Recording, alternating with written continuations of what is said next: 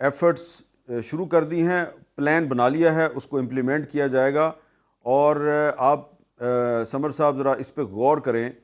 کہ ایک طرف سیز فائر ہے اور دوسری طرف انڈیا جو ہے وہ پاکستان کا پانی بند کرنے کے منصوبے بنا رہا ہے۔ بلکہ میں یہ سمجھتا ہوں کہ بہت سی وجوہات ہو سکتی ہیں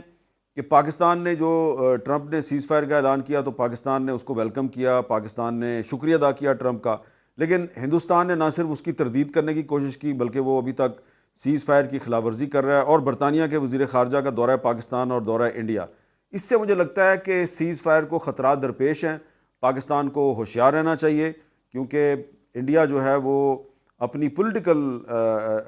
وجوہات کی وجہ سے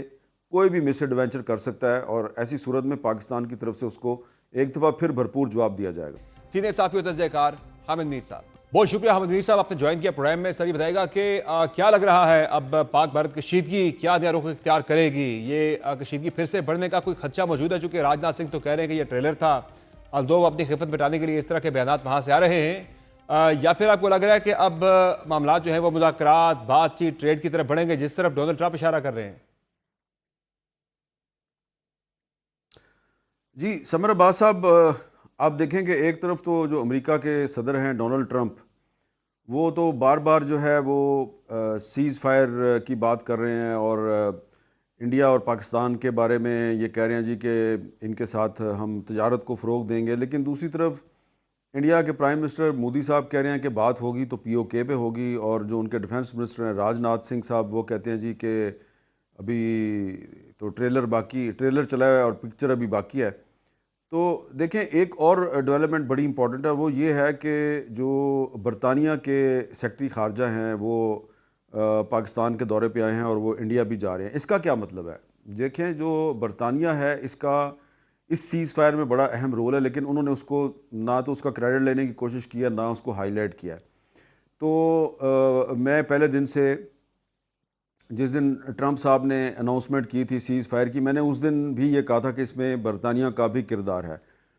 تو اب ٹرمپ صاحب نے اعلان تو کر دیا، لیکن اس سیز فائر کو بچانے کے لیے جو برطانیہ کا وزیر خارجہ سرگرم ہو گیا ہے، تو یہ بڑی اہم ایک ڈیولپمنٹ ہے، اور اس کا مطلب یہ ہے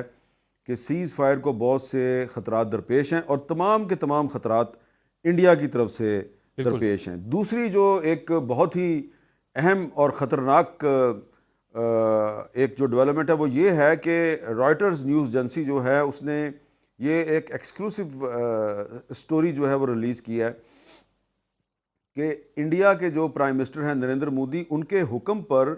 انڈین اتھارٹیز نے دریائے سندھ، دریائے جیلم اور دریائے چناب کے پانی کا رخ تبدیل کرنے کے لیے ایفرٹس شروع کر دی ہیں، پلان بنا لیا ہے، اس کو امپلیمنٹ کیا جائے گا۔ اور آپ سمر صاحب ذرا اس پہ غور کریں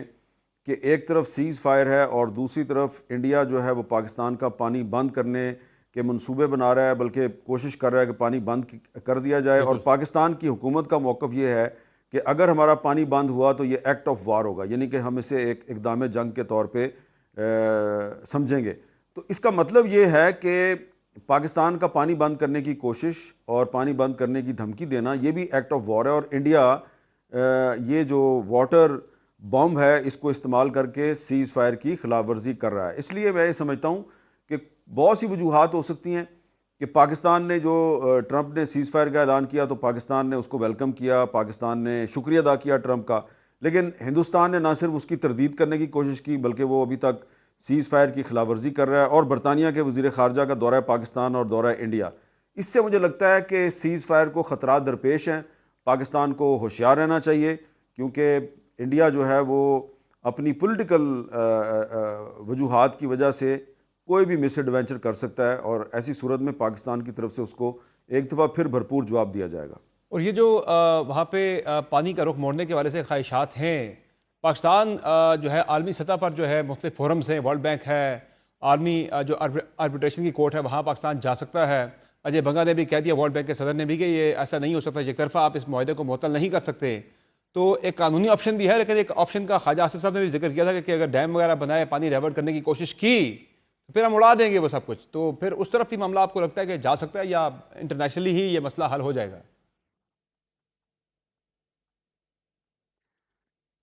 دیکھیں اگر آپ ہسٹری پہ نگاہ ڈالیں تو آپ کو یہ پتہ چلے گا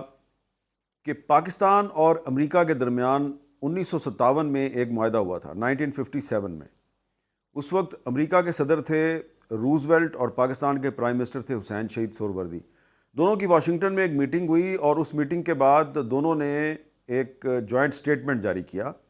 اور اس جوائنٹ سٹیٹمنٹ میں ذکر تھا دو اہم چیزوں کا، ایک تھا کشمیر اور دوسرا تھا انڈس واٹر۔ اور اس جوائنٹ سٹیٹمنٹ میں یہ کہا گیا تھا کہ ورلڈ بینک پاکستان اور انڈیا کے درمیان انڈس واٹر پر میڈیشن کرے گا اور ان کا معاملہ طے کرنے کی کوشش کرے گا،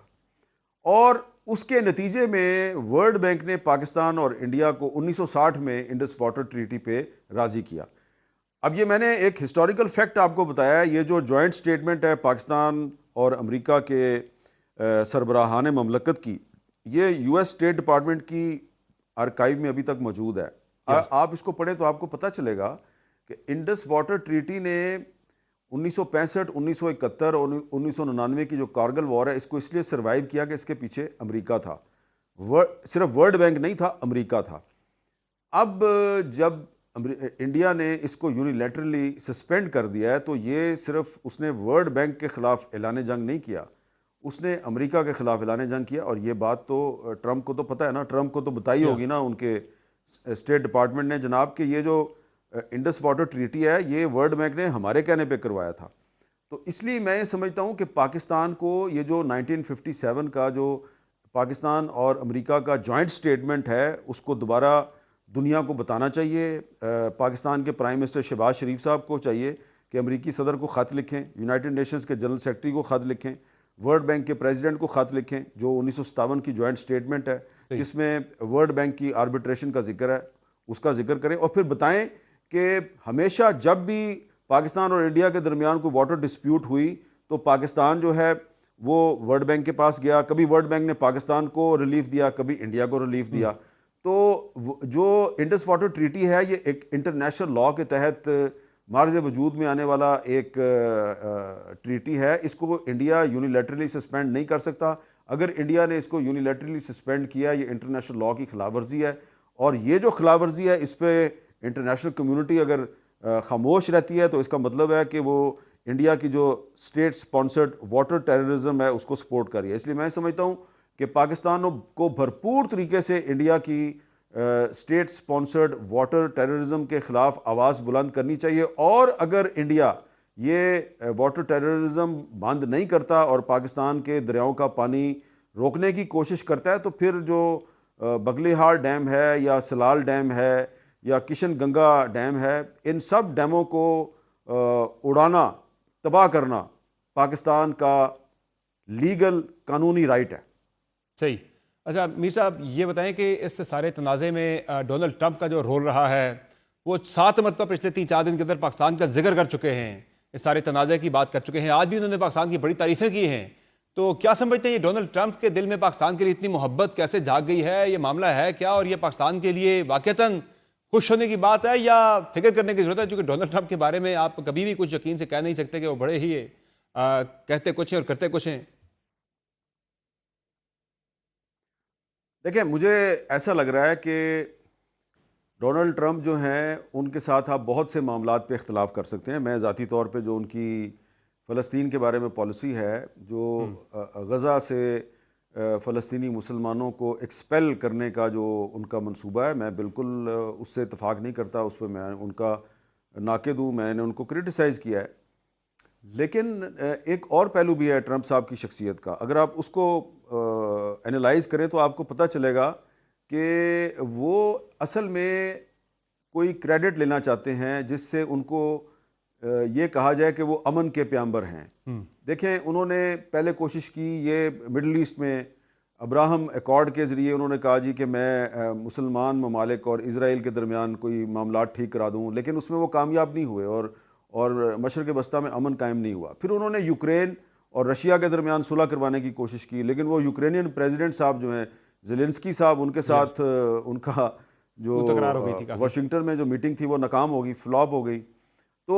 اب اس کے بعد انہوں نے کشمیر پہ فوکس کیا ہے، یہ ان کو ایک اپرچونٹی ملی ہے۔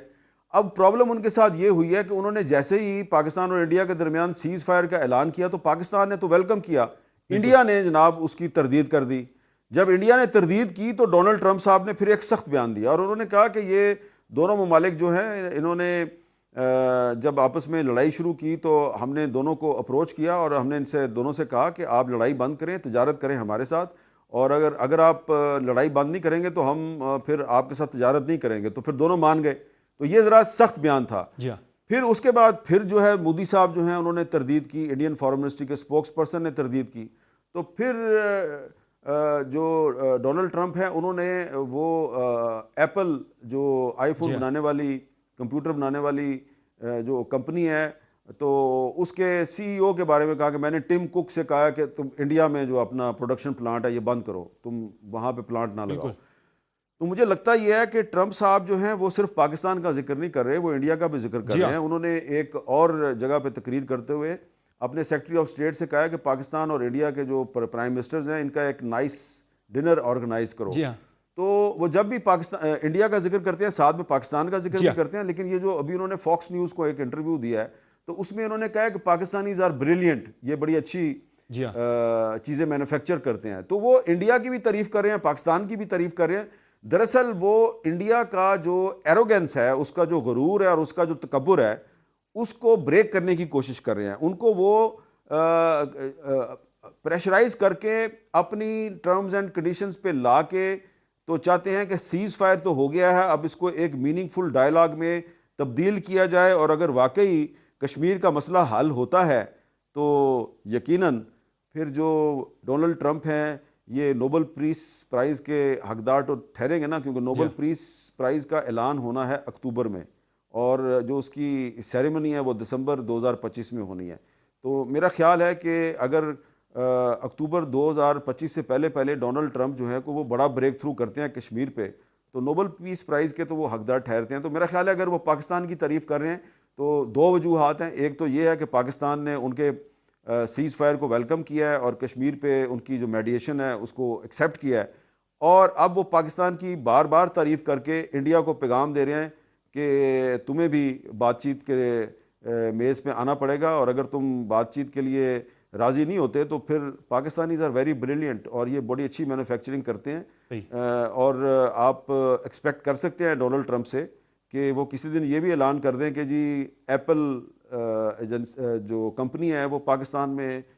آئی فون مینوفیکچرنگ کرنے کا ایک بہت بڑا پلانٹ لگا رہی ہے۔ اچھا میر صاحب یہ بتائیں کہ این ایس ایس کی میٹنگ ہونی ہے، پھر سارے ماحول میں آپ کو لگ رہا ہے کہ اس سے یہ کوئی نتیجہ خیز ہو سکتی ہے؟ ظاہر ہے 23 تک تو ان کی کوئی یاترا چل رہی ہے، جس کے بعد 24 کو ایکسپیکٹڈ ہے کہ شاید ان کی میٹنگ ہو جائے کسی نیوٹرل وینیو پر، اور ظاہر اس پہ بھی کسی گارنٹر کی ضرورت بھی پڑے گی، وہ امریکہ گارنٹر بنتا ہے، سعودی عرب بنتا ہے یا یو اے ای بنتا ہے، اس کے بغیر تو معاملات پھر آگے بڑھنا مشکل ہوں گے۔ دیکھیں پاکستان جو ہے وہ تو ہر وقت بات چیت کے لیے تیار ہے، بالکل سیز فائر کا پاکستان نے ویلکم کیا ہے، لیکن پاکستان یہ چاہتا ہے کہ آپ نے اگر بات چیت کرنی ہے تو پھر میننگ فل ڈائلاگ کریں، کیونکہ ہسٹری یہ بتاتی ہے کہ 1948 میں بھی انڈیا گیا تھا یونائٹڈ نیشنز میں سیز فائر کے لیے، پاکستان نہیں گیا تھا۔ ایسا ہی ہے۔ تو یونائٹڈ نیشنز کی سیکورٹی کونسل نے سیز فائر ڈکلیئر کیا اور اس کے بعد دونوں ممالک سے کہا کہ یو این سیکورٹی کونسل کی ریزولوشنز کی روشنی میں مسئلہ کشمیر حل کریں۔ انڈیا بھاگ گیا، پھر 65 میں سیز فائر ہوا، پھر انڈیا بھاگ گیا۔ اس کے بعد آپ دیکھ لیں جب بھی پچھلے 12 سال سے انڈیا نے کمپوزٹ ڈائلاگ سسپینڈ کیا ہوا ہے۔ میں بار بار ذکر کر رہا ہوں انڈین ایروگنس کا، تو یہ جو ڈونلڈ ٹرمپ صاحب بار بار پاکستان کی تعریف کر رہے ہیں نا، اس کا مقصد یہی نظر آتا ہے کہ انڈیا کی جو ایروگنس ہے اس کو بریک کیا جائے، اور اب اگر دونوں ممالک کے جو نیشنل سیکیورٹی کے جو ایڈوائزرز ہیں وہ اگر ملتے ہیں کسی تھرڈ وینیو پہ تو یقیناً وہ ایک پاکستان اور انڈیا کے درمیان کمپوزٹ ڈائلاگ کا ایک ایجنڈا وضع کریں گے، اور اس میں یقیناً انڈیا چاہتا ہے اس میں دہشت گردی کو شامل کیا جائے، بالکل پاکستان کو بھی چاہیے کہ اس میں دہشت گردی کو شامل کرے، کیونکہ پاکستان میں جو دہشت گردی ہوتی ہے اس کے اکثر واقعات کے پیچھے انڈیا کا ہاتھ ہے۔ پاکستان چاہتا ہے کہ مسئلہ کشمیر کو ڈائلاگ میں شامل کیا جائے، انڈیا کو بھی اس پہ راضی ہونا چاہیے، اور تیسرا اہم ترین مسئلہ ہے پانی کا، اور انڈیا جو ہے وہ پاکستان کے خلاف واٹر ٹیررزم کر رہا ہے۔ پاکستان کو چاہیے کہ ڈائلاگ میں انڈیا کی واٹر ٹیررزم جو ہے اس کو بھی زیر بحث لائے، انڈیا سے کہے کہ انڈس واٹر ٹریٹی کو بحال کرو، اور اگر تم بحال نہیں کرتے اس کا مطلب ہے کہ ہماری اور تمہاری جنگ جاری رہے گی۔